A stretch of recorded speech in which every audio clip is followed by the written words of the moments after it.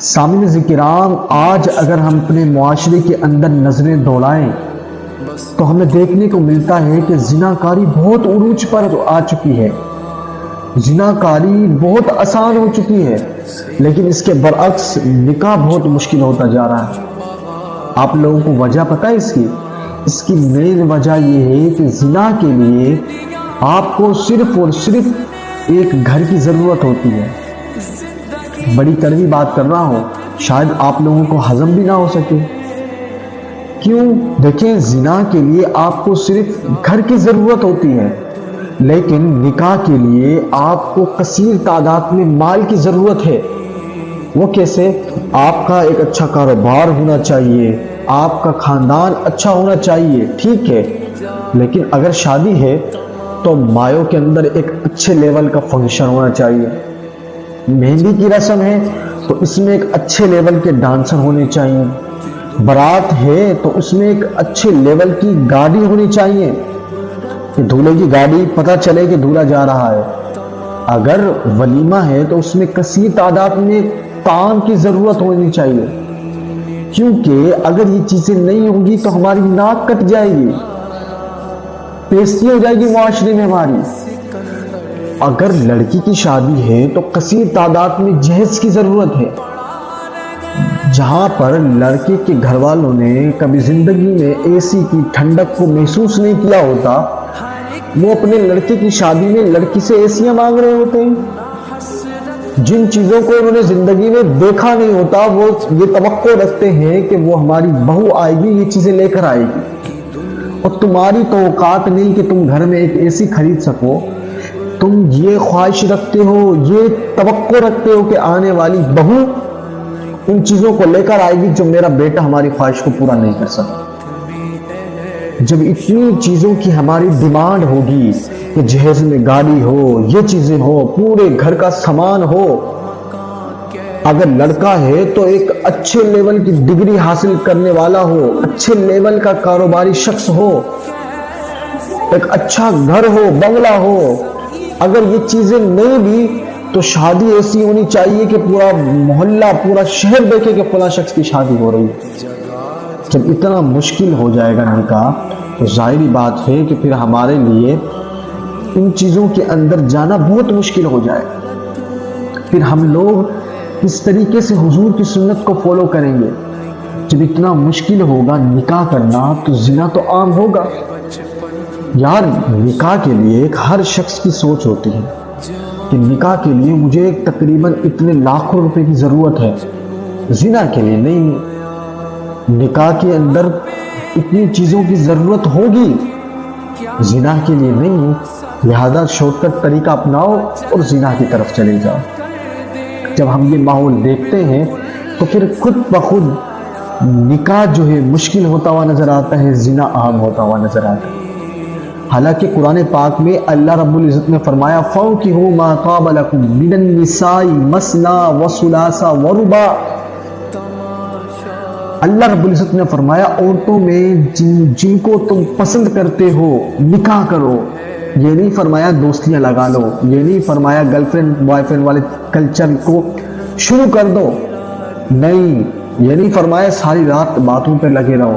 فرمایا اگر تم کسی عورت کو پسند کرتے ہو فَانكِحُوا مَا طَابَ لَكُم مِّنَ النِّسَاءِ، عورتوں میں سے جو تمہیں پسند ہے تم ان سے نکاح کرو، مثنیٰ، دو سے بھی کر سکتے ہو، وثلاثا، تینوں سے، ورباع، چاروں سے بھی نکاح کر سکتے ہو۔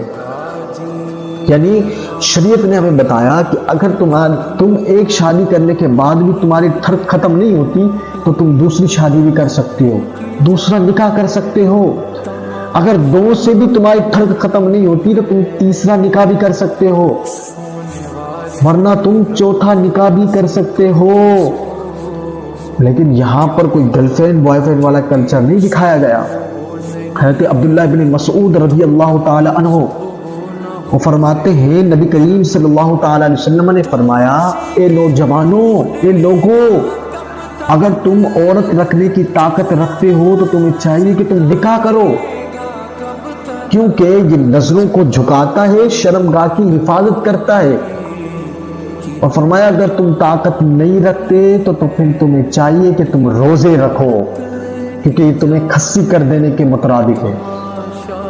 یہاں پر یہ تو نہیں کہا کہ تم زنا کی طرف چلے جاؤ، یہ تو نہیں کہا کہ تم اپنے ہاتھوں سے خواہشات کو پورا کر لو، نہیں، یہاں صرف حکم دیا کہ تم اگر طاقت رکھتے ہو بیوی کو، اپنی زوجہ کو رکھنے کی، عورت کو رکھنے کی طاقت رکھتے ہو تو نکاح کرو، نہیں رکھتے تو پھر روزہ رکھو، کیونکہ روزہ رکھنا تمہاری خواہشات کو کنٹرول نہیں کرے گا۔ یہ نہیں کہا کہ تم زنا کے اڈوں پر چلے جاؤ۔ اسی طریقے سے یہاں پر ایک اور حدیث مبارکہ سماعت کیجیے گا۔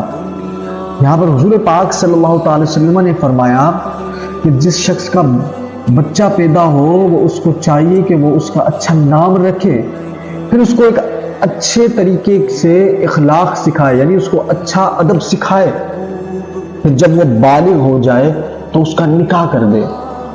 لیکن اگر وہ بالغ ہو گیا اور اس کا نکاح نہیں کیا اس کے والدین نے، پھر اگر وہ گناہ کرتا ہے، گناہوں میں پڑ جاتا ہے، تو اس کا گناہ اس کے والدین کے سر پر آئے۔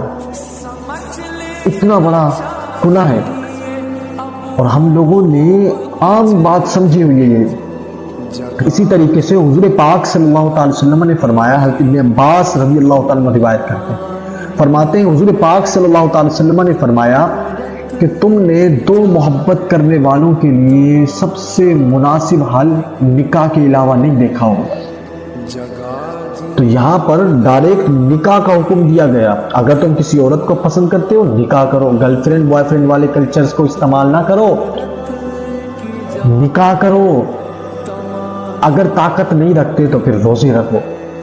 لیکن ہم لوگوں نے اتنا مشکل کر دیا ہے کہ آج کے دور میں، اور آپ دیکھیں جتنی بھی قرآن پاک کی تفاسیر اٹھا کر دیکھ لیں، آپ احادیث مبارکہ کی کوئی سی بھی کتب اٹھا کر دیکھ لیں، کہیں آپ کو نہیں ملے گا کہ آپ نکاح کر رہے ہیں تو آپ کو مایوں کی رسم کرنی ہوگی، اس میں اچھے لیول کا فنکشن کرنا ہوگا، آپ کو مہندی کا اچھا فنکشن کرنا ہوگا، وہاں پر معاذ اللہ ڈانسر بلانے ہوں گے، کنجریاں بلانی ہوں گی، یا بارات میں اچھے لیول کی گاڑیاں لے کر جانی ہوں گی، ولیمے میں کثیر تعداد میں آپ کو طعام رکھنے ہوں گے۔ کہیں حکم نہیں دیا، یہ ہم لوگوں نے مشکلات کو بڑھایا ہے۔ لیکن اس کے برعکس نکاح کو مشکل کرتے کرتے زنا کو عام کر دیا ہم لوگوں نے۔ پھر اسی وجہ سے ہمارے معاشرے کے اندر بے حیائی عروج پر چلی گئی۔ دعا کرتا ہوں اللہ تعالیٰ سے کہ اللہ تعالیٰ مجھے اور آپ کو یہ بات کو سمجھنے کی توفیق عطا فرمائے، اور ان گفتگو کو آگے تک پہنچانے کی توفیق عطا فرمائے۔ السلام علیکم ورحمۃ اللہ وبرکاتہ۔